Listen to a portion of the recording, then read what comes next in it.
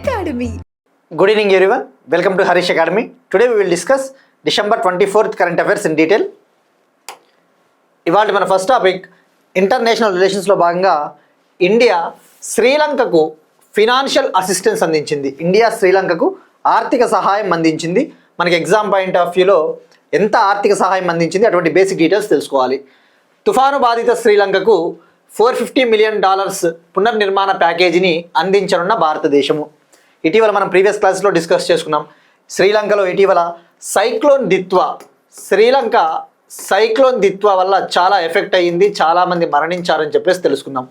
ఆ సైక్లోన్ దిత్వా వల్ల ఎఫెక్ట్ అయిన శ్రీలంకను ఆదుకోవడం కోసము ఇండియన్ గవర్నమెంట్ ఆపరేషన్ సాగర్ బంధును కూడా లాంచ్ చేసింది.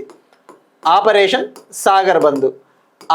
సాగర్ బంధులో మనము శ్రీలంకకు అవసరమైన ఈ యొక్క హ్యుమానిటేరియన్ అసిస్టెన్స్, అవసరమైన మెడికల్ ఎక్విప్మెంటు, డ్రగ్స్ అటువంటివి అందించాము. అలానే ఆపరేషన్ సాగర్ బంధులో భాగంగా మనము శ్రీలంకకు బెయిలీ బ్రిడ్జెస్ కూడా అందించాం. మనం డిస్కస్ చేసుకున్నాం కదా బెయిలీ బ్రిడ్జెస్ అంటే వీటిని with in a short span of time, అతి తక్కువ గంటలలోనే నిర్మించవచ్చు అనమాట. స్టీల్ ఎక్విప్మెంట్ని ఉపయోగించి త్వరితగతిన వీటిని నిర్మించవచ్చు. ట్రాన్స్పోర్టేషన్కి, మనుషుల యొక్క ట్రాన్స్పోర్టేషన్కి, ఏవైనా సరుకులు మోసుకుపోవడానికి ఆ బ్రిడ్జెస్ హెల్ప్ అవుతాయి అనమాట. సో ఇప్పుడు శ్రీలంకను ఇంకా ఆదుకోవాలి అని చెప్పేసి $450 మిలియన్ పునర్నిర్మాణ ప్యాకేజీని ఇవ్వబోతా ఉన్నట్టు గవర్నమెంట్ ప్రకటించింది. ఇక్కడ పునర్నిర్మాణ ప్యాకేజ్ అంటే రీకన్స్ట్రక్షన్ ప్యాకేజ్. ఇక మరి మనం ఎగ్జామ్ పాయింట్ ఆఫ్ వ్యూలో తెలుసుకోవాల్సింది, ఫస్ట్ శ్రీలంక ప్రెసిడెంట్ వచ్చేసి అనుర కుమార దిస్సనాయకే. ఇండియా తరపున ఎక్స్టర్నల్ అఫైర్స్ మినిస్టర్ జయశంకర్ గారు శ్రీలంకకు వెళ్ళారు, అక్కడ ఈ అనౌన్స్మెంట్ చేశారు. మరి ఇక్కడ ఈ $450 మిలియన్ ప్యాకేజీలో లోన్స్ ఎంత ఇస్తా ఉన్నాము, గ్రాంట్స్ ఎంత ఇస్తా ఉన్నాము, ఎగ్జామ్ పాయింట్ ఆఫ్ వ్యూలో ఐడియా ఉండాలి. ఈ $450 మిలియన్స్లో $350 మిలియన్స్ని మనము లైన్ ఆఫ్ క్రెడిట్గా అందిస్తూ ఉన్నాం. 350 మిలియన్లను లైన్ ఆఫ్ క్రెడిట్గా అందిస్తూ ఉన్నాము. మరో 100 మిలియన్స్ని గ్రాంట్ రూపంలో అందిస్తూ ఉన్నాం. ఇక్కడ లైన్ ఆఫ్ క్రెడిట్ అంటే ఇది గ్రాంట్ కాదు, ఒక రకమైన లోన్, ఒక రకమైన రుణము. అయితే తక్కువ వడ్డీ రేట్లతో అందించే రుణాన్నే లైన్ ఆఫ్ క్రెడిట్ అంటారు. కన్సెషనల్ ఇంటరెస్ట్ రేట్స్తో అందించే లోనే లైన్ ఆఫ్ క్రెడిట్. ఇక గ్రాంట్ అంటే ఒక విధంగా సహాయం లాంటిదని చెప్పవచ్చు. సో ఇక్కడ గుర్తుపెట్టుకోవాల్సింది $450 మిలియన్లో $350 million line of rate, 100 million grant. ఇది ఇండియా శ్రీలంకకు అందిస్తూ ఉన్న financial assistance package. Next one, Rashtriya Vigyan Puraskar 2025 awards. Rashtriya Vigyan Puraskar awards 2025. ఈ రాష్ట్రీయ విజ్ఞాన్ పురస్కార్ 2025 అవార్డ్స్ అనేవి సైన్స్ అండ్ టెక్నాలజీ రంగంలో ఇచ్చే highest awards. Science and technology innovation రంగంలో ఇచ్చే అత్యున్నత పురస్కారాలు, అత్యున్నత అవార్డ్స్ అని చెప్పవచ్చు. ఈ సంవత్సరం 2025 ఇయర్ గాను ఈ అవార్డులను ప్రెసిడెంట్ ద్రౌపది ముర్ము గారు న్యూఢిల్లీలోని రాష్ట్రపతి భవన్లో ప్రజెంట్ చేశారు. ప్రదానం చేశారు. మనకి ఎగ్జామ్ పాయింట్ ఆఫ్ వ్యూ తెలుసుకోవాల్సింది, ఎప్పుడైనా అవార్డ్స్ న్యూస్లో ఉన్నప్పుడు ఫస్ట్ ఎడిషన్ ఈ అవార్డ్స్ని ఎప్పుడు ఇచ్చారు, ఇప్పుడు ఎన్నవ ఎడిషన్, ఈ సంవత్సరం అనౌన్స్ చేసినవి ఎన్నవ ఎడిషన్, ఏ మినిస్ట్రీ ఇస్తుంది, ఏ మంత్రిత్వ శాఖ ఇస్తుంది, ఎంతమందికి ఇచ్చారు, హౌ మెనీ మెంబర్స్కి అవార్డ్స్ ఇచ్చారు, ఇందులో ఏమైనా కేటగిరీస్ ఉన్నాయా, అంటే ఎన్ని కేటగిరీల్లో ఈ అవార్డ్స్ ఇస్తారు, అలానే ఎవరు ఎలిజిబుల్, ఎవరు ఈ యొక్క అవార్డ్స్కి అర్హులు, అటువంటి బేసిక్ డీటెయిల్స్తో మొదలు పెట్టాలి. ఇక ఫస్ట్ రాష్ట్రీయ విజ్ఞాన్ పురస్కార్ అవార్డ్స్ విషయానికి వస్తే వీటిని సైన్స్ అండ్ టెక్నాలజీ మంత్రిత్వ శాఖ ఇస్తుంది. అంటే సైన్స్ అండ్ టెక్నాలజీ మంత్రిత్వ శాఖ ఏర్పాటు చేసిన అవార్డ్స్ అని చెప్పవచ్చు. ఈ సంవత్సరం second edition awards, first edition 2024లో ఇవ్వడం జరిగింది. 2024లో ఫస్ట్ ఎడిషన్లో 33 మెంబర్స్కి ఓవరాల్గా 33 అవార్డ్స్ని ఇవ్వడం జరిగింది. ఇక ఈ సంవత్సరం విషయానికి వస్తే సెకండ్ ఎడిషను 4 కేటగిరీస్లో ఇవ్వడం జరుగుతుంది. Every year 4 కేటగిరీస్లో. గుర్తుపెట్టుకోండి, ఇవి యాన్యువల్ అవార్డ్స్, ప్రతి సంవత్సరం ఇచ్చే అవార్డ్స్. ఆ 4 కేటగిరీలు, ఒకటి విజ్ఞాన రత్న అవార్డ్స్, మరొకటి విజ్ఞాన శ్రీ, మరొకటి విజ్ఞాన యువ శాంతి స్వరూప భట్నాగర్ అవార్డు, మరొకటి విజ్ఞాన టీము. ఇక విజ్ఞాన రత్న విషయానికి వస్తే సైన్స్ అండ్ టెక్నాలజీ రంగంలో ఎవరైతే లైఫ్ టైం కంట్రిబ్యూషన్ చేసి ఉంటారో లైఫ్ టైం అచీవ్మెంట్ అవార్డు అని చెప్పవచ్చు. జీవిత సాఫల్య పురస్కారము విజ్ఞాన రత్న. ఇక ఇక విజ్ఞాన శ్రీ విషయానికి వస్తే సైన్స్ అండ్ టెక్నాలజీ రంగంలో విశిష్టమైన సేవలు ఎవరైతే చేసి ఉంటారో సైన్స్ అండ్ టెక్నాలజీ సెక్టార్లో డిస్టింగ్విష్డ్ సర్వీస్ చేసిన వాళ్ళకి ఈ అవార్డ్స్ ఇవ్వడం జరుగుతుంది. ఇక విజ్ఞాన యువ శాంతి స్వరూప్ భట్నాగర్ విషయానికి వస్తే శాంతి స్వరూప్ భట్నాగర్ అని మనము ప్రీవియస్ క్లాస్లో కూడా డిస్కస్ చేసుకున్నాం. Father of Indian research laboratories, భారతదేశంలో ఈ యొక్క రీసెర్చ్ ల్యాబొరేటరీల పితామహుడు. ముఖ్యంగా CSIR council for scientific and industrial research ల్యాబొరేటరీని ఏర్పాటు చేసిన వ్యక్తి అంటే శాంతి స్వరూప్ భట్నాగర్. ఇక విజ్ఞాన టీం విషయానికి వస్తే టీంకి ఇవ్వడం జరుగుతుంది. ఒక జట్టుకి, ఒక టీంకి, అందులో 3 or more 3 లేదా అంతకంటే ఎక్కువ సైంటిస్టులు ఉన్న టీంకి ఇవ్వడం జరుగుతుంది. సో ఇప్పుడు 1 by 1 మనం తెలుసుకోవాల్సింది, ఈ సంవత్సరం వచ్చేసి ఓవరాల్గా 24 అవార్డ్స్ని ఇవ్వడం జరిగింది. గుర్తుపెట్టుకోండి, ఈ సంవత్సరం ఓవరాల్గా 24 అవార్డ్స్. ఇందులో తెలుగు సైంటిస్టులు, మన తెలుగు రాష్ట్రాలకు చెందిన సైంటిస్టులు 4 మెంబర్స్ ఉన్నారు. ఇక ఫస్ట్ విజ్ఞాన రత్న విషయానికి వస్తే విజ్ఞాన రత్న అవార్డు లైఫ్ టైం అచీవ్మెంట్, జీవిత సాఫల్య పురస్కారము పద్మవిభూషణ్ అవార్డు గ్రహీత ప్రొఫెసర్ జయంత్ విష్ణు నార్లికర్ గారికి మరణించిన తర్వాత ఇవ్వడం జరిగింది. పోస్ట్ హ్యూమస్గా ఈ అవార్డు ఇవ్వడం జరిగింది. ఆయన ఆల్రెడీ మరణించారు. మరి ఈయన ఎవరు అంటే, ఈయన ఒక ఇండియన్ ఆస్ట్రోఫిజిసిస్ట్, కాస్మాలజిస్ట్, ఒక ఆస్ట్రో భౌతిక శాస్త్రవేత్త. ఈయన హోయ్లే నార్లికర్ థియరీ అనే దాన్ని డెవలప్ చేశారు. హోయ్లే నార్లికర్ థియరీ అనే దాన్ని అభివృద్ధి చేయడం వల్ల ఆయనకి అవార్డు ఇవ్వడం జరిగింది. ఈ హోయ్లే నార్లికర్ థియరీ అనేది గ్రావిటేషను అంటే గురుత్వాకర్షణ శక్తి, మ్యాటర్ క్రియేషన్, పదార్థం ఏర్పాటు గురించి వివరిస్తుంది. యూనివర్స్కి సంబంధించిన ఒక థియరీ. ఇక విజ్ఞాన శ్రీ విషయానికి వస్తే ఇందాక చెప్పుకున్నట్టు డిస్టింగ్విష్డ్ సర్వీస్, ఎవరైతే విశిష్ట సేవలు సైన్స్ అండ్ టెక్నాలజీ రంగంలో చేసి ఉంటారో వాళ్ళకి ఇవ్వడం జరుగుతుంది. ఈ సంవత్సరం 8 సైంటిస్ట్స్కి విజ్ఞాన శ్రీ అవార్డ్స్ ఇవ్వడం జరిగింది. అందులో 2 తెలుగు సైంటిస్టులు ఉన్నారు. ఒకరు ఎస్ వెంకటమోహన్, ఈయన తిరుపతిలో చదువుకున్నారు. అలానే కుమారస్వామి తంగరాజు, ఈ ఇద్దరికి విజ్ఞానశ్రీ అవార్డు. ఇక విజ్ఞాన యువ శాంతి స్వరూప్ భట్నాగర్ విషయానికి వస్తే ముఖ్యంగా యువ శాస్త్రవేత్తలకి, యంగ్ రీసెర్చర్స్కి, ముఖ్యంగా 45 years వరకు ఉన్న రీసెర్చర్స్కి, 45 ఏళ్ళ వరకు ఉన్న శాస్త్రవేత్తలకి ఇవ్వడం జరుగుతుంది. గుర్తుపెట్టుకోండి, up to 45 years of age. మరి ఈ విజ్ఞాన యువ శాంతి స్వరూప్ భట్నాగర్ 2 తెలుగు వాళ్ళకు కూడా లభించింది. ఒకరు జగదీష్ గుప్తా కాపుగంటి, ఈయన ఆంధ్రప్రదేశ్కి చెందినవారు. మరొకరు సత్యేంద్ర కుమార్ మగౌంత్రియా, ఈ 2కి విజ్ఞాన అవార్డు లభించింది. ఓవరాల్గా 14 మంది యంగ్ సైంటిస్టులకి విజ్ఞాన యువ అవార్డు లభించింది. సో ఇక్కడ మెయిన్గా మీరు చూస్తే విజ్ఞాన యువ అవార్డ్స్ 14 మెంబర్స్, విజ్ఞానశ్రీ 8 మెంబర్స్ 22, విజ్ఞాన రత్న ఒకరికి 23 అయ్యాయి. ఇక మరొకటి విజ్ఞాన టీమ్ అవార్డు. సో ఓవరాల్గా 24. ఈ విజ్ఞాన టీమ్ అవార్డు సిఎస్ఐఆర్కు చెందిన టీమ్ అరోమా మిషన్కు లభించింది. Council for scientific and industrial research ఒక మిషన్ని లాంచ్ చేసింది, అరోమా మిషన్ అని, Jammu and Kashmir north east ప్రాంతంలో. జమ్మూ అండ్ కాశ్మీర్లో లావెండర్ పూల కల్టివేషన్ కోసం, లావెండర్ పూలను సాగు చేయడం కోసం, లావెండర్ ఫ్లవర్స్, ఆ పర్పుల్ రెవల్యూషన్ అంటారు కదా, ఆ పర్పుల్ ఫ్లవర్స్ని సాగు చేయడం కోసం లాంచ్ చేసిన మిషన్. ఆ మిషన్కి అవార్డు లభించింది. సో ఇది మనకి ఓవరాల్గా రాష్ట్రీయ విజ్ఞాన పురస్కార్ 2025. సో ఫస్ట్ ఎడిషన్ గుర్తుపెట్టుకోండి, 2024లో ఇవ్వడం జరిగింది. నెక్స్ట్ వన్, అంతర్జాతీయ పౌర విమానయాన సంస్థ మండలికి భారతదేశం తిరిగి ఎన్నిక. India international civil aviation organisation కౌన్సిల్కి రీఎలెక్ట్ అయింది. మనకి ఎగ్జామ్ పాయింట్ ఆఫ్ వ్యూలో ఏదైనా ఒక కౌన్సిల్కి తిరిగి ఎన్నికైనా, సెలెక్ట్ అయినా మనం తెలుసుకోవాల్సింది ఏ పీరియడ్కి సెలెక్ట్ అయ్యింది, అసలు ఆ ఆర్గనైజేషన్ ఎప్పుడు ఏర్పాటైంది, దాని హెడ్ క్వార్టర్స్, అందులో ఇండియా మెంబరా కాదా, ఆ ఆర్గనైజేషన్ ఎలా ఏర్పాటైంది, అంటే ఏ కన్వెన్షన్ ద్వారా ఏర్పాటైంది, అలాంటి బేసిక్ డీటెయిల్స్ తెలుసుకోవాలి. ఇండియా ఈ ఐసిఏఓ కౌన్సిల్కి లాస్ట్ మంతే సెలెక్ట్ అయింది. బట్ ఇప్పుడు అఫీషియల్గా అనౌన్స్మెంట్ అయితే civil aviation minister Rammohan Naidu గారు, పౌర విమానయాన మంత్రి రామ్మోహన్ నాయుడు గారు ఆయన అనౌన్స్ చేశారు. ఇక ఏవియేషన్ మార్కెట్ విషయానికి వస్తే ముఖ్యంగా ఈ ఎయిర్పోర్ట్స్ కావచ్చు, ఈ ఏవియేషన్ రంగంలో ఆల్రెడీ ఇండియా చాలా డెవలప్ అవుతుందని చెప్పొచ్చు. ముఖ్యంగా ప్రస్తుతం ఇండియా డొమెస్టిక్ ఏవియేషన్ మార్కెట్ పరంగా చూస్తే వరల్డ్లో 3rd ప్లేస్లో ఉంది. ఈ యొక్క స్వదేశీ విమానయాన మార్కెట్ పరంగా చూస్తే ప్రపంచంలో 3వ స్థానంలో ఉంది. అంటే world's 3rd largest domestic aviation market, ప్రపంచంలో 3వ అతిపెద్ద స్వదేశీ విమానయాన మార్కెట్ భారతదేశము. మరి ఇక్కడ ఐకావో విషయానికి వస్తే ఇప్పుడు 2025 నుంచి 2028 కాలానికి గాను ఇండియా రీఎలెక్ట్ అయింది. 2028 నుంచి 2028 టర్మ్కి రీఎలెక్ట్ అయింది. ఇక ఐసీఏఓ విషయానికి వస్తే ఇంటర్నేషనల్ సివిల్ ఏవియేషన్ ఆర్గనైజేషన్, అంతర్జాతీయ పౌర విమానయాన సంస్థ. దీని ముఖ్య ఉద్దేశము ఈ వరల్డ్ వైడ్ ఏవియేషన్ సెక్టార్ని, విమానయాన రంగాన్ని డెవలప్ చేయాలి అన్న ఉద్దేశంతో దీన్ని ఏర్పాటు చేశారు. ఇది చికాగో కన్వెన్షన్ ద్వారా ఏర్పాటైంది. గుర్తుపెట్టుకోండి, చికాగో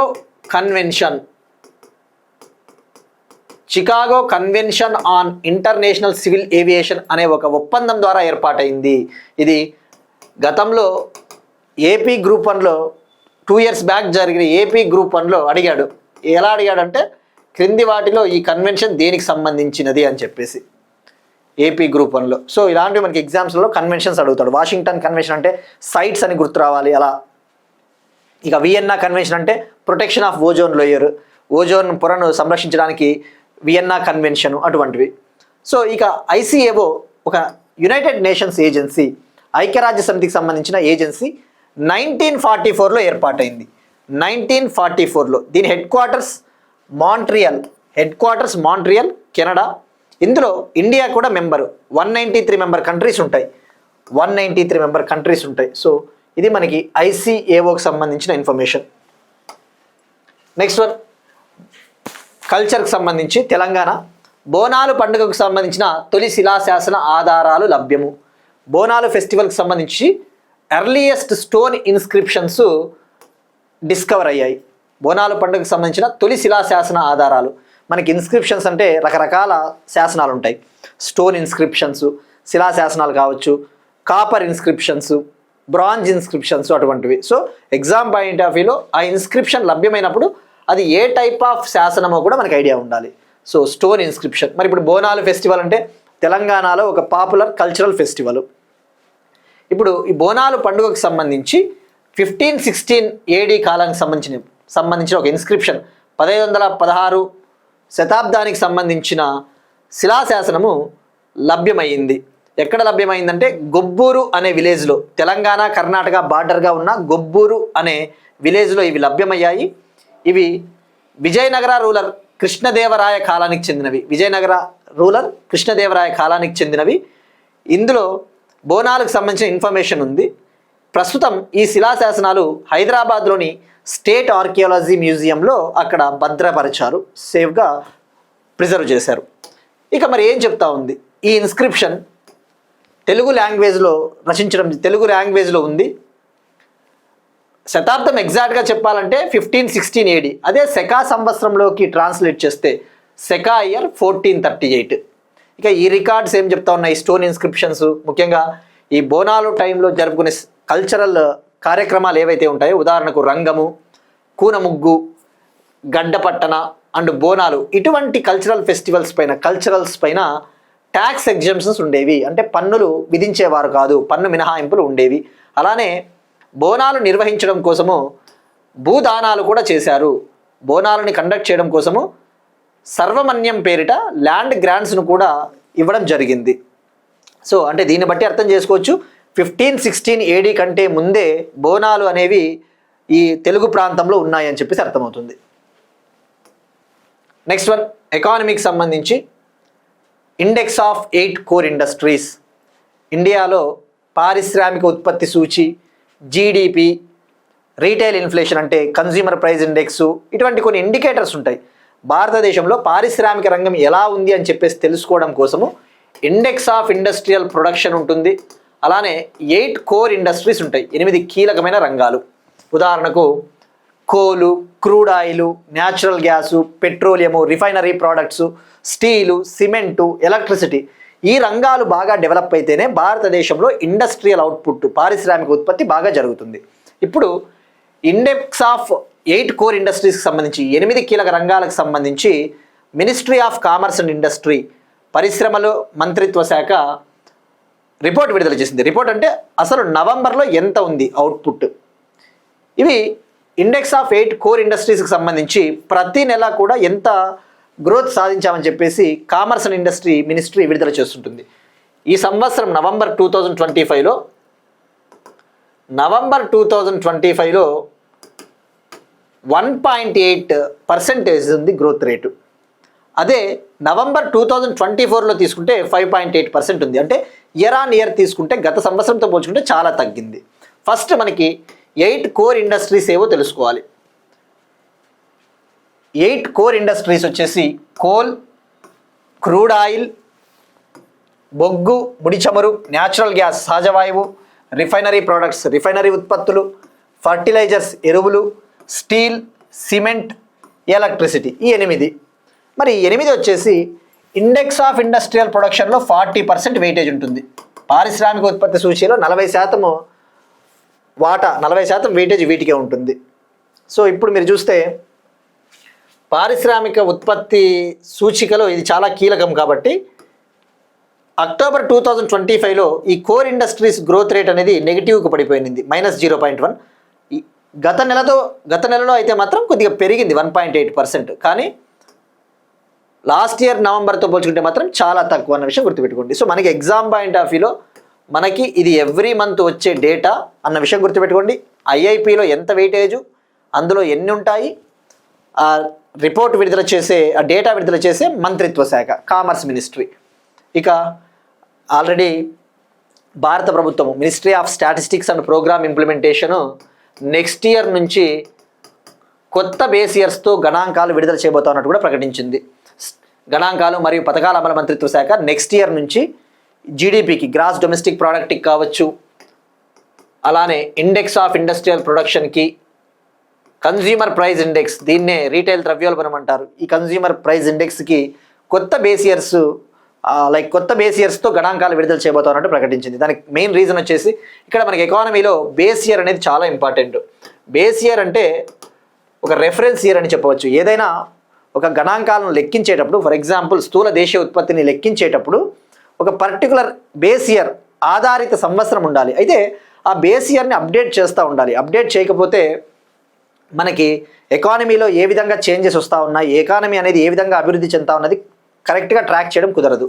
ఇక ఈ 8 కోర్ ఇండస్ట్రీలకి బేస్ ఇయర్ వచ్చేసి 2011-12 అన్న విషయం గుర్తుపెట్టుకోండి. 2011-12 ఫినాన్షియల్ ఇయర్. ఇక నెక్స్ట్ ఇయర్ అనౌన్స్ చేయబోతా ఉన్నారు కొత్త బేస్ ఇయర్తో. జీడిపికి 2022-23 బేస్ ఇయర్తో నెక్స్ట్ ఇయర్ డేటాను రిలీజ్ చేయబోతా ఉన్నారు. ఇండెక్స్ ఆఫ్ ఇండస్ట్రియల్ ప్రొడక్షన్ కూడా 2022-23. ఇక సిపిఐకి మాత్రం బేస్ ఇయర్ నెక్స్ట్ ఇయర్ నుంచి 2024 యాజ్ ఎ బేస్ ఇయర్ అన్న విషయం గుర్తుపెట్టుకోండి. నెక్స్ట్ వన్, స్పేస్ టెక్నాలజీకి సంబంధించి MAVEN spacecraft Mars atmosphere and volatile evolution spacecraft. Mars అంటే అంగారక గ్రహం, ఎరుపు రంగులో ఉంటుంది. అయితే ఇప్పుడు ఈ మ్యావెన్ స్పేస్ క్రాఫ్ట్కి సంబంధించి నాసా ఈ మ్యావెన్ స్పేస్ క్రాఫ్ట్తో కమ్యూనికేషన్ని లాస్ అయింది, కోల్పోయింది. సో మనకి ఎగ్జామ్ పాయింట్ ఆఫ్ వ్యూలో ఈ మార్స్కి సంబంధించి ఏవైనా మిషన్స్ గతంలో ఇండియా లాంచ్ చేసిందా, ఇది ఏ కంట్రీకి చెందినది? ఫస్ట్ అంగారక గ్రహం అంటేనే గుర్తు రావాల్సిండేది మనం 2013లో లాంచ్ చేసిన మంగళయాన్ మిషన్ 2013 నవంబర్ 5న 2013 నవంబర్ 5న మంగళయాన్, దీన్నే మార్స్ ఆర్బిటర్ మిషన్ అంటారు. మార్స్ ఆర్బిటర్ మిషన్ అంగారక గ్రహాన్ని చేరుకోవడం కోసం లాంచ్ చేసిన మిషన్. అప్పుడు ఇండియా ఒక రికార్డు సృష్టించింది. ఫస్ట్ అటెంప్ట్లోనే మార్స్ గ్రహాన్ని రీచ్ అయిన ఫస్ట్ కంట్రీ, తొలి ప్రయోగంలోనే మార్స్ గ్రహాన్ని చేరుకున్న మొదటి దేశం ఏది అంటే ఇండియా. గతంలో యూరోపియన్ స్పేస్ ఏజెన్సీ అటువంటివి మార్స్ మిషన్లు లాంచ్ చేసినప్పటికీ మొదటి దశలోనే ఫస్ట్ ప్రయోగంలోనే మార్స్ని చేరుకున్న కంట్రీ ఏది అంటే ఇండియా అన్న విషయం గుర్తుపెట్టుకోండి. సో ఇక ఈ మావెన్ విషయానికి వస్తే, మావెన్ ముఖ్య ఉద్దేశము మార్స్ అట్మాస్ఫియర్ ఏదైతే ఉందో, ఈ అంగారక గ్రహం యొక్క వాతావరణము చాలా భాగము ఈ మార్స్ అట్మాస్ఫియర్లో 2/3 వంతు 2/3 అంగారక గ్రహ వాతావరణం అనేది స్పేస్లోకి కలిసిపోయింది. సో దాన్ని స్టడీ చేయడం కోసము, ఈ మార్స్ యొక్క అప్పర్ అట్మాస్ఫియర్ని స్టడీ చేయడం కోసము అమెరికా 2013 నవంబర్ 18న లాంచ్ చేసింది. 2013 నవంబర్ 18. మరి ఇక మంగళయాన్ విషయానికి వస్తే మనం దీన్ని పిఎస్ఎల్వి C-25 రాకెట్ ద్వారా లాంచ్ చేసాం. ఆ విషయం గుర్తుపెట్టుకోండి. Polar satellite launch vehicle, workhorse of ISRO అంటారు. వర్క్ హార్స్ ఆఫ్ ఇస్రో అంటే ఏంటి? ఇస్రో తను ప్రయోగించే శాటిలైట్లకు ఎక్కువ సార్లు ఉపయోగించింది పిఎస్ఎల్వినే, అంటే ఎక్కువగా దీనిపైన ఆధారపడుతుంటుంది పిఎస్ఎల్వి పైన. సో అందుకే workhorse of ISRO 4 stages. మంగళయాన్ని పిఎస్ఎల్వి C-25 ద్వారా 2013లో లాంచ్ చేయడం జరిగింది. ఇక మార్స్కి సంబంధించి ఇటువంటి మిషన్స్ ఏమైనా ఉన్నాయా అంటే యుఏఈ కంట్రీ కూడా 2021లో హోప్ అనే ఒక మిషన్ని లాంచ్ చేసింది. Hope mission, United Arab Emirates country మార్స్ని రీచ్ అవ్వడం కోసం హోప్ మిషన్ని లాంచ్ చేసింది. ఆ విషయం గుర్తుపెట్టుకోండి. నెక్స్ట్ వన్, ఎయిర్ ట్యాక్సీ సేవల్లో మరో ముందడుగు. Air taxis, electric air taxis, విద్యుత్ ఎయిర్ ట్యాక్సీ సేవల్లో మరో ముందడుగు. మనకి ఎయిర్ ట్యాక్సీస్, ఎయిర్ అంబులెన్సెస్ ఈ మధ్యన వార్తల్లో ఎక్కువగా ఉన్నాయి. అందులో దాని పేరు వచ్చేసి మెయిన్గా ఈ ఎయిర్ ట్యాక్సీలు లేదా ఎయిర్ అంబులెన్స్లకి ఒక పేరు ఉంది, electric vertical take off landing air taxis or aircrafts, EVTOL aircraft. EVTOL aircraft అంటే electric vertical take off landing aircraft. ఇప్పుడు ఈ యొక్క విద్యుత్ ఎయిర్ ట్యాక్సీలకు సంబంధించి బెంగళూరుకు చెందిన ఒక స్పేస్ స్టార్టప్ కంపెనీ సార్లా ఏవియేషన్ వీటికి సంబంధించిన గ్రౌండ్ టెస్టింగ్ అనేది బెంగళూరులో చేపట్టింది. సో మనకి exam point of view first తెలుసుకోవాల్సింది ఈవిటిఓఎల్ ఎయిర్ ట్యాక్సీలు అంటే ఏంటివి, మామూలు ఎయిర్ క్రాఫ్ట్లకి వీటికి తేడా ఏంటి. మామూలుగా విమానాలైనా ఎయిర్ క్రాఫ్ట్లైనా టేక్ ఆఫ్ అవ్వాలి అంటే కొంత దూరం ట్రావెల్ చేయాల్సి ఉంటుంది రన్వే పైన. బట్ ఇవి అలా కాదు. ఈ ఎలక్ట్రిక్ వర్టికల్ టేక్ ఆఫ్ అనేవి వర్టికల్గా నిలువుగా టేక్ ఆఫ్ అవుతాయి, నిలువుగా ఎగురుతాయి, నిలువుగా భూమిపైకి ల్యాండ్ అవుతాయి. ముఖ్యంగా ఈ ఈవిటిఓఎల్ ఎయిర్ ట్యాక్సీలలో ఐఐటి మద్రాసుకు చెందిన ఒక స్టార్టప్ కంపెనీ ఈ ప్లేన్ కంపెనీ చాలా ముందంజలో ఉంది. ఈ plane company few months back, కొన్ని నెలల కిందట ఐఐటి మద్రాసుకు చెందిన ఈ plane company United Arab Emirates దేశానికి సంబంధించిన దుబాయ్ గ్రూప్తో ఒక ఒప్పందం కూడా కుదుర్చుకునింది. ఈ ఒప్పందంలో భాగంగా ఐఐటి మద్రాసుకు చెందిన ఈ ప్లేన్ కంపెనీ రాబోయే రోజుల్లో United Arab Emirates, south east ఏషియాలో ఈ ఎయిర్ ట్యాక్సీలను కూడా ప్రవేశపెట్టబోతోంది. ఈ పేరు గుర్తుపెట్టుకోండి. అలానే బెంగళూరుకు చెందిన ఒక స్టార్టప్ కంపెనీ సార్లా ఏవియేషన్ కూడా ఈ ఎయిర్ ట్యాక్సీల గ్రౌండ్ టెస్టింగ్ని మొదలుపెట్టింది బెంగళూరులో.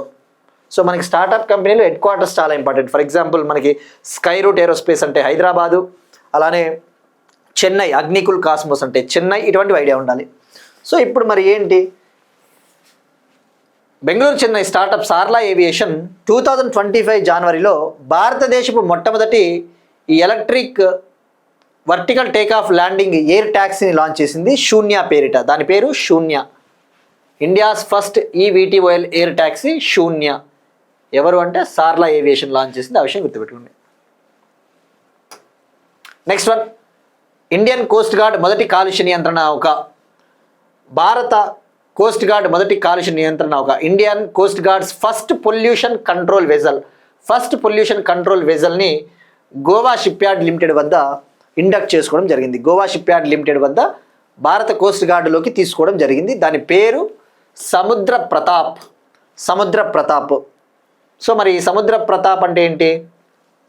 ఇది ఒక పొల్యూషన్ కంట్రోల్ వెజల్. ముఖ్యంగా ఈ తీర ప్రాంతంలో ఏవైనా ఆయిల్ స్పిల్స్, తీర ప్రాంతాల్లో ఈ కాలుష్యం ఉన్నప్పుడు వాటిని క్లీన్ చేయడం కోసం ఉపయోగించే వెజల్స్. ఇందులో అత్యాధునికమైన ఎక్విప్మెంట్స్ కూడా ఉంటాయి.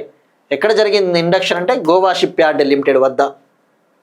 సో ఇందులో అడ్వాన్స్డ్ వెపన్ సిస్టమ్స్ కూడా ఉంటాయి, గుర్తుపెట్టుకోండి. సో ఇది మనకి ICG first pollution control vessel సముద్ర ప్రతాప్. మరి ఇందులో ఏముంటాయంటే పొల్యూషన్ రెస్పాన్స్ బోట్ ఉంటుంది. ఇందులో 60%కి పైగా ఇండిజినస్ కంటెంట్, 60%కు పైగా స్వదేశీ టెక్నాలజీని ఉపయోగించడం జరిగింది. తద్వారా మనం షిప్పింగ్ రంగంలో ఆత్మనిర్భరతను, సెల్ఫ్ రిలయన్స్ని సాధించే దిశగా మనం అడుగు వేస్తా ఉన్నామని చెప్పేసి తెలిసిపోతుంది. సో ఇలాంటివి మనకి వార్తల్లో కంటిన్యూస్గా ఉంటాయి. నిన్న మనం డిస్కస్ చేసుకున్నాం అంజదీప్ కావచ్చు, సముద్ర ప్రతాప్. మనకి ఆప్షన్స్లో ఇస్తాడు అసలు సముద్ర ప్రతాప్ అంటే ఏంటి, అంజదీప్ అంటే ఏంటి, అటువంటివి. అంజదీప్ అంటే anti submarine warfare shallow water craft. INS Vikrant అంటే ఏంటి, జస్ట్ డైరెక్ట్గా ఒక్కొక్క దానికి ఒక్కొక్క ప్రాముఖ్యత ఉంటుంది. నెక్స్ట్ వన్, తొలి విదేశీ యాత్రను చేపట్టనున్న ఐఎన్ఎస్వి కౌండిన్య. ఇటువంటి మనకి వార్తల్లో వస్తూనే ఉంటాయి, తలకాయ తింటానే ఉంటాయి ఇవి. ఐఎన్ఎస్వి కౌండిన్య అంటే Indian naval sailing vessel, Indian naval sailing vessel Kaundinya, Indian naval sailing vessel Kaundinya అనే ఒక షిప్, ఒక బోట్ తన ఫస్ట్ ఫారిన్ టూర్ని చేపట్టబోతూ ఉంది. సో మనకి ఇక్కడ నార్మల్ షిప్స్, మనము ఐసీజీ వెజల్స్ కానీ ఇవన్నీ డిస్కస్ చేసుకున్నాం, అవి అత్యాధునికమైన టెక్నాలజీతో డెవలప్ చేసిన షిప్స్. బట్ ఇక్కడ ఇది మాత్రం ఐఎన్ఎస్వి కౌండిన్యా. ఇక్కడ మీరు చూస్తే ఇది ఒక స్టిచ్డ్ షిప్, అంటే దీన్ని తయారు చేశారు లైక్ ట్రెడిషనల్ షిప్ బిల్డింగ్ టెక్నిక్స్ని ఉపయోగించి. మనము పురాతన కాలంలో ఎలా నిర్మించే వాళ్ళం షిప్స్ని, చెక్కలను ఉపయోగించి, వుడ్ని ఉపయోగించి బిల్డ్ చేసేవాళ్ళం కదా, అలానే ఈ ఐఎన్ఎస్వి కౌండిన్యాని లైక్ టంకాయ్ మెథడ్ అని చెప్పేసి, టంకాయ్ అనే ఒక టెక్నాలజీని ఉపయోగించి, ఇది ఒక ట్రెడిషనల్ షిప్ బిల్డింగ్ టెక్నాలజీ, దాన్ని ఉపయోగించి దీన్ని నిర్మించారు. ఇప్పుడు ఈ ఐఎన్ఎస్వి కౌండిన్యా డిసెంబర్ 29 నుంచి విదేశీ యాత్రను చేపట్టబోతా ఉంది. గుజరాత్లోని పోర్బందర్లో ఇది మొదలవుతుంది, ఒమన్ క్యాపిటల్ మస్కట్కి రీచ్ అవుతుంది. సో ఎక్కడి నుంచి ఎక్కడి వరకు? గుజరాత్లోని పోర్బందర్ నుంచి ఒమన్లోని మస్కట్ వరకు. మరి దీని ముఖ్య ఉద్దేశం ఏంటి? మన యొక్క ఏన్షియంట్ మ్యారీటైమ్ ట్రేడ్ రూట్స్ని ఫైండ్ అవుట్ చేయాలి. మనం పురాతన కాలం నుంచి తీసుకున్న ఇండస్ వ్యాలీ సివిలైజేషన్ తీసుకున్న, చోళుల కాలం తీసుకున్నా కూడా మనకి షిప్పింగ్ రూట్స్ అనేవి చాలా పాపులర్. సముద్ర మార్గాల ద్వారా సౌత్ ఈస్ట్ ఏషియన్ కంట్రీస్ కావచ్చు, గల్ఫ్ కంట్రీస్కి వెళ్ళే వాళ్ళము. సో ఇలా చూస్తే ఇలా ఉంటుంది మన షిప్పింగ్ రూట్స్. అరికమేడు పోర్టు, మనకి మెయిన్ పోర్ట్స్ ఉంటాయి కొన్ని, మనకి ఎగ్జామ్ పాయింట్ ఆఫ్ వ్యూలో అవి చాలా ఇంపార్టెంట్. మన ఇండియాకి తూర్పు దిక్కున కొన్ని ముఖ్యమైన పోర్టులు, Arikamedu port, Nagapattinam port, Tamralipti port. ఇవి మనకి కల్చర్లో ముఖ్యంగా లైక్ ఇండియన్ హిస్టరీలో అడుగుతాడు. ఎలా అడుగుతాడంటే క్రింది వాటిలో ఈ తూర్పు దిక్కున ఉన్న పురాతన భారతీయ పోర్టులు ఏవి అలా అడుగుతాడు. So Tamralipti port west Bengal ఆ ప్రాంతము, అరికమేడు, నాగపట్టినము చెన్నై. అదే వెస్ట్ కోస్ట్ విషయానికి వస్తే ముజీరిస్ పోర్టు కేరళ, మహాబలిపురము. సో ఇలా పోర్టుల ద్వారా మనము గల్ఫ్ కంట్రీలకు, సౌత్ ఈస్ట్ ఏషియన్ కంట్రీకి వెళ్ళాము. సో ఆ రూట్స్ని ఫైండ్ అవుట్ చేయాలి, ఆ రూట్స్ని మళ్ళీ మనము శోధించాలి అన్న ఉద్దేశంతో ఐఎన్ఎస్వి కౌండిన్యాని లాంచ్ చేశారు. మరి దీన్ని ఎవరు డెవలప్ చేశారు అంటే దీన్ని మినిస్ట్రీ ఆఫ్ కల్చర్, సాంస్కృతిక మంత్రిత్వ శాఖ, Indian navy, ministry of culture, Indian navy సహకారంతో దీన్ని డెవలప్ చేయడం జరిగింది. సో ఇది మెయిన్గా ఇండియన్ నేవీకి సంబంధించిన ఇనిషియేటివ్ అని చెప్పేసి అర్థమవుతుంది. సో మరి కౌండిన్యా అంటేనే గుర్తు రావాల్సిండేది, కౌండిన్యా అనే అతను ఇండియన్ మ్యారీటైమ్ ట్రావెలర్. పురాతన కాలంలో ఈ సముద్రయాన ట్రావెలర్ అని చెప్పవచ్చు.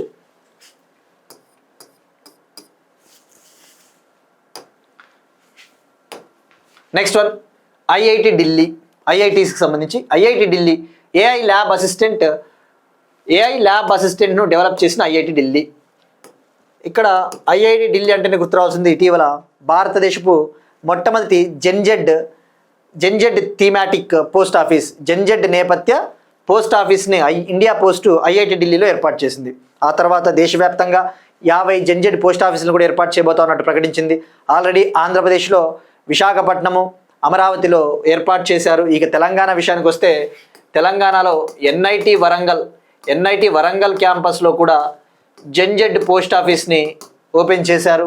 కేరళలో కావచ్చు, జమ్మూ కాశ్మీర్లో ఇలా జెన్జెడ్ పోస్ట్ ఆఫీస్ వస్తూనే ఉన్నాయి. సో ఐఐటి విషయానికి వస్తే ఇప్పుడు ఐఐటి ఢిల్లీ ఒక ఏఐ ల్యాబ్ అసిస్టెంట్ని డెవలప్ చేసింది. ఎందుకు ఇది? ఇండియాలో సైంటిఫిక్ ఎక్స్పెరిమెంట్స్ని కండక్ట్ చేయడం కోసం, లైక్ ఈ యొక్క శాస్త్ర పరిశోధనలను నిర్వహించాలి అంటే కోడ్స్ రాయాల్సి ఉంటుంది, ఈ యొక్క దాన్ని ఏమంటారు ప్రోగ్రామ్స్ రాయాల్సి ఉంటుంది. బట్ ఇప్పుడు ఏదైతే ఇది డెవలప్ చేశారో ఈ ఏఐ ల్యాబ్ అసిస్టెంట్ ఏం చేస్తుందంటే ఇది ఒక like chatbot type. Instructions ఇంగ్లీష్లో ఇచ్చినట్టయితే, అవసరమైన ఇన్స్ట్రక్షన్స్ని ఇంగ్లీష్లో ఇచ్చినట్టయితే ఆ ఇన్స్ట్రక్షన్స్ని ఇది కోడ్ రూపంలోకి కన్వర్ట్ చేస్తుంది, ప్రోగ్రామ్ రూపంలో కన్వర్ట్ చేసి ఆటోమేటిక్గా ప్రాజెక్ట్స్ని ఎగ్జిక్యూట్ చేస్తుంది, ప్రాజెక్ట్లని రన్ చేస్తుంది. సో ఇది IIT Delhi AI lab assistant. Next one, ఇకపై సౌదీలో కార్మికులకు ఈ వేతనం విధానం తప్పనిసరి. సౌదీ అరేబియా కంట్రీ ఇక నెక్స్ట్ ఇయర్ నుంచి 2026 జనవరి 1 నుంచి సౌదీ అరేబియాలో డొమెస్టిక్ వర్కర్స్ ఎవరైతే ఉంటారో ఆ డొమెస్టిక్ కార్మికులు, ఆ యొక్క స్వదేశీ కార్మికుల, డొమెస్టిక్ కార్మికుల కోసము ఈ శాలరీని తప్పనిసరి చేసింది, ఈ శాలరీని మ్యాండేటరీ చేసింది. ఇక January 1, 2026 నుంచి ఈ యొక్క వర్కర్స్ శాలరీస్ అనేవి క్యాష్ రూపంలో ఇవ్వరు, మొత్తం అకౌంట్స్లోకి డైరెక్ట్గా ఎలక్ట్రానిక్ మోడ్లో ట్రాన్స్ఫర్ చేయడం జరుగుతుంది. తద్వారా ట్రాన్స్పరెన్సీని, వేజ్ ప్రొటెక్షన్ని, ముఖ్యంగా వేతన రక్షణను మెరుగుపరచవచ్చు అని చెప్పేసి ఉద్దేశంతో సౌదీ అరేబియా లాంచ్ చేసింది. సో సౌదీ అరేబియా క్యాపిటల్ వచ్చేసి Riyadh. Next one, awards. Night of the order of arts and letters award. Night of the order of arts and letters award ఇది ఫ్రెంచ్ దేశం ఇచ్చే ఒక పౌర పురస్కారం, ఫ్రెంచ్ సివిలియన్ హానర్. ఈ award ఈ సంవత్సరం ఇండియాకు చెందిన Malayalam publisher DC books managing director అయిన రవి డీస్ అనే వ్యక్తికి లభించింది. మరి ఇది ఫ్రెంచ్ లాంగ్వేజ్లో చెప్పాలంటే, ఈ అవార్డు ఫ్రెంచ్ లాంగ్వేజ్లో చెప్పాలంటే చెవలియర్ డి ఐ ఆర్డరే డెస్ ఆర్ట్స్ ఎట్ డెస్ లెట్రెస్ అనే అవార్డు. మనకి ఫ్రెంచ్ పదం అవసరం లేదు, just night of the order of arts and letters అని గుర్తుపెట్టుకోండి. ఈయన మలయాళం పబ్లిషర్, ఈయన లిటరేచర్కు చేసిన కంట్రిబ్యూషన్, సాహిత్యానికి చేసిన సేవలకు గాను ఈ అవార్డు లభించింది. నెక్స్ట్ వన్, ప్రముఖ సాహితీవేత్త వినోద్ కుమార్ శుక్లా కన్నుమూత. ఫేమస్ రచయిత వినోద్ కుమార్ శుక్లా గారు మరణించారు. మరి ఈయన 88 years ఏజ్లో మరణించారు. ఈయనకి చాలా ప్రాముఖ్యత ఉంది, ఎందుకంటే ఈయన ఛత్తీస్గఢ్ ప్రాంతానికి చెందినవారు. ఛత్తీస్గఢ్ స్టేట్ నుంచి జ్ఞానపీఠ అవార్డును పొందిన ఫస్ట్ పర్సన్. జ్ఞానపీఠ అవార్డు అంటే ఏంటి? భారతదేశంలో సాహిత్య రంగంలో ఇచ్చే అత్యున్నత పురస్కారం, India's highest literary honour Jnanpith award. మరి 2024లో ఈయన జ్ఞానపీఠ అవార్డును గెలుపొందారు. 2024 జ్ఞానపీఠ అవార్డు వచ్చేసి 59th జ్ఞానపీఠ అవార్డు, 59వ అవార్డు. మరి ఈయన హిందీ రచయిత.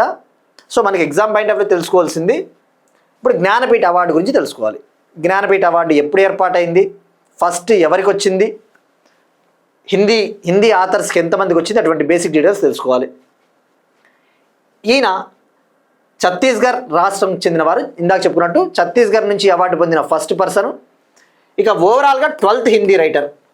ఓవరాల్గా మొత్తంగా ఈ అవార్డు పొందిన 12వ హిందీ రచయిత.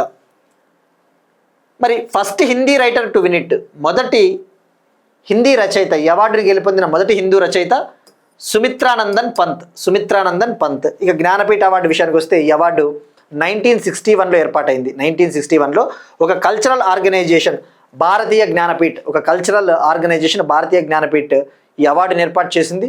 ఈ ఫస్ట్ అవార్డు వచ్చేసి జి శంకర కురుప్, కేరళకు చెందిన ఒక మలయాళం రైటర్ జి శంకర కురుప్కి ఫస్ట్ అవార్డు వచ్చింది, ఫస్ట్ అవార్డు. ఇక ఈ అవార్డులో భాగంగా క్యాష్ ప్రైజ్ ఇస్తారు, నగదు బహుమతి, ఒక సిటేషన్ అంటే ఒక శాలువా టైపు, అలానే ఒక వాగ్దేవి విగ్రహం. వాగ్దేవి అంటే అమ్మవారు, సరస్వతి అమ్మవారి విగ్రహం, బ్రాంజ్ స్టాచ్యూ, ఈ యొక్క కాంస్య విగ్రహం ఇవ్వడం జరుగుతుంది. క్యాష్ ప్రైజ్ 11 లక్షలు ఇవ్వడం జరుగుతుంది. వాగ్దేవి సరస్వతి యొక్క కాంస్య విగ్రహం ఇవ్వడం జరుగుతుంది. సో ఇది జ్ఞానపీఠ అవార్డు విన్నర్కి సంబంధించిన ఇన్ఫర్మేషన్. నెక్స్ట్ వన్, స్పోర్ట్స్కి సంబంధించి BWF world tour badminton finals 2025 winners. Badminton world federation world tour finals 2025 winners గురించి మనం తెలుసుకోవాలి. ఈ టోర్నమెంటు చైనాలోని హ్యాంగ్జూ సిటీలో జరిగింది. 8th ఎడిషన్, ఈ సంవత్సరం 8వ ఎడిషన్. ఉమెన్స్ సింగిల్స్లో, మహిళల సింగిల్స్లో సౌత్ కొరియాకు చెందిన ఎన్ సియోంగ్ 11th టైం ఈ టైటిల్ని గెలుపొందింది. ఇక మెన్స్ సింగిల్స్, పురుషుల సింగిల్స్ విభాగంలో ఫ్రాన్స్కు చెందిన క్రిస్టో పొపోవ్ ఫస్ట్ టైం ఈ టైటిల్ని గెలుపొందాడు. ఇక ఇండియా విషయానికి వస్తే మెన్స్ డబుల్స్ విభాగంలో, పురుషుల డబుల్స్ విభాగంలో ఇండియాకు చెందిన సాత్విక్ సాయిరాజ్ రంకిరెడ్డి మరియు చిరాగ్ శెట్టి పేరు బ్రాంజ్ మెడల్ని గెలుపొందింది, కాంస్య పథకాన్ని గెలుపొందింది. సో ఈ ఈవెంట్ December 17th నుంచి 21st వరకు జరిగింది. So Hangzhou, China. Next one, again స్పోర్ట్స్కి సంబంధించి 33rd south east Asia games, 33వ సౌత్ ఈస్ట్ ఆసియా గేమ్స్ 2025. ఈ సౌత్ ఈస్ట్ ఏషియా గేమ్స్ అంటే ఈ సౌత్ ఈస్ట్ ఏషియా నేషన్స్ ఉన్నాయి కదా, ఏసియాన్ దేశాలు. ఇప్పుడు ఏషియాన్లో 11 కంట్రీస్ ఉన్నాయి. ఆ 11 దేశాలకు సంబంధించిన గేమ్స్. 33వ south east Asia games December 9 నుంచి 20 వరకు జరిగాయి. థాయిలాండ్లోని బ్యాంకాక్ చోన్బురిలో జరిగాయి. కంబోడియా పార్టిసిపేట్ చేయలేదు, కంబోడియా ఇందులో పాల్గొనలేదు.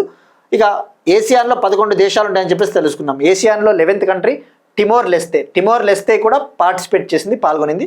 కంబోడియా మాత్రం కొన్ని కారణాల చేత పాల్గొనలేదు. మనం ఎగ్జామ్ పాయింట్ ఆఫ్ తెలుసుకోవాల్సింది ఫస్ట్ ప్లేస్లో ఏది నిలిచింది, అటువంటి బేసిక్ డీటెయిల్స్ తెలుసుకుంటే సరిపోతుంది. ఫస్ట్ ప్లేస్లో థాయిలాండ్ ఓవరాల్గా 499 మెడల్స్ గెలుపొందింది. అందులో 233 గోల్డ్, 154 సిల్వరు, 112 బ్రాంజ్. సెకండ్ ప్లేస్లో Indonesia 333 medals. Indonesia 91 gold, 111 silver, 131 bronze. Third ప్లేస్లో వియత్నాం 278 మెడల్స్. అందులో 87 gold, 81 silver, 110 bronze. So top 3 గుర్తుపెట్టుకోండి సరిపోతుంది. ఇక ఇవాళ క్వశ్చన్ చూస్తే మనం డిస్కస్ చేసుకున్న టాపిక్స్ రీజనల్ రూరల్ బ్యాంక్స్ సంబంధించి. రీజనల్ రూరల్ బ్యాంక్స్ ఏ కమిటీ ఆధారంగా ఏర్పడ్డాయి మనం డిస్కస్ చేసుకున్నాం, అది ట్రై చేయండి. పేమెంట్ బ్యాంక్స్ ఏ కమిటీ ఆధారంగా ఏర్పడ్డాయి. అలానే ప్రస్తుతం ఇండియాలో రీజనల్ రూరల్ బ్యాంక్స్ ఎన్ని ఉన్నాయి, ఎందుకంటే భారత ప్రభుత్వం 1 స్టేట్ 1 రీజనల్ రూరల్ బ్యాంక్ పేరిట May 1 నుంచి అమలు చేస్తూ ఉంది. సో మరి ఇప్పుడు ఓవరాల్గా ఎన్ని ఆర్ఆర్బీస్ ఉన్నాయి ఇది ట్రై చేయండి. ఇక నిన్న అడిగిన క్వశ్చన్ గుడ్ గవర్నెన్స్ వీక్ అంటే డిసెంబర్ 19 నుంచి 25 వరకు మాజీ ప్రైమ్ మినిస్టర్ అటల్ బిహారీ వాజ్పేయి గారి బర్త్డే సందర్భంగా సెలబ్రేట్ చేసుకుంటాం గుడ్ గవర్నెన్స్ డేని. ఇక నేషనల్ హ్యాండీక్రాఫ్ట్ వీక్ డిసెంబర్ 8 నుంచి 14 వరకు సెలబ్రేట్ చేసుకున్నాం. మినిస్ట్రీ ఆఫ్ టెక్స్టైల్స్ కండక్ట్ చేసింది. ఇక గుడ్ గవర్నెన్స్ వీక్ విషయానికి వస్తే ఈ సంవత్సరం థీమ్ వచ్చేసి ప్రశన్ గావ్ కి ఓర్. థీమ్ వచ్చేసి ప్రశసన్ గావ్ కి ఓర్ అంటే ఏంటి, గ్రామాలకు పాలన అన్న ఉద్దేశం. ఇందులో భాగంగా డిస్టిక్ కలెక్టర్లు, ముఖ్యంగా ఈ ఆఫీసర్లు అందరూ కూడా తహసీల్దార్ ఆఫీసర్లకి ఈ యొక్క పంచాయతీ సమితి బ్లాక్స్కి వెళ్ళి అక్కడ ప్రజలతో ఇంటరాక్ట్ అవ్వడం జరుగుతోంది. ఇవి ఇవాళ కరెంట్ అఫైర్స్. మనం ఒకసారి క్విక్గా రీక్యాప్ చూద్దాం.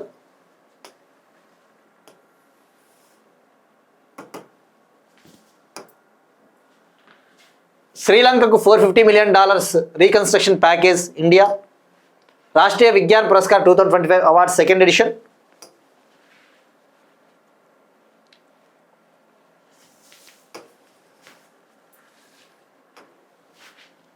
అంతర్జాతీయ పౌర విమానయాన సంస్థ మండలికి ఇండియా తిరిగి ఎన్నిక. బోనాలు పండుగకు సంబంధించిన తొలి శిలాశాసన ఆధారాలు. Index of 8 core industries. MAVEN spacecraft America. Air taxi సేవల్లో మరో ముందడుగు బెంగళూరు స్టార్టప్ సార్లా ఏవియేషన్. భారతదేశం మొదటి electric vertical takeoff landing air taxi Shunya Sarla aviation. Indian coast guard మొదటి కాలుష్య నియంత్రణ నౌక సముద్ర ప్రతాప్. తొలి విదేశీ యాత్రను చేపట్టనున్న INSV Kaundinya. IIT Delhi AI lab assistant అభివృద్ధి. ఇకపై సౌదీలో కార్మికులకు ఈ వేతనం విధానం తప్పనిసరి. Knight of the order of arts and letters award winner Ravi డీస్. ప్రముఖ సాహితీవేత్త వినోద్ కుమార్ శుక్లా కన్నుమూత. BWF world tour finals 2025 winners. 33rd south east Asia games Thailand 2025 top countries. That's it. These are today's current affairs. We'll meet you next time and thank you everyone.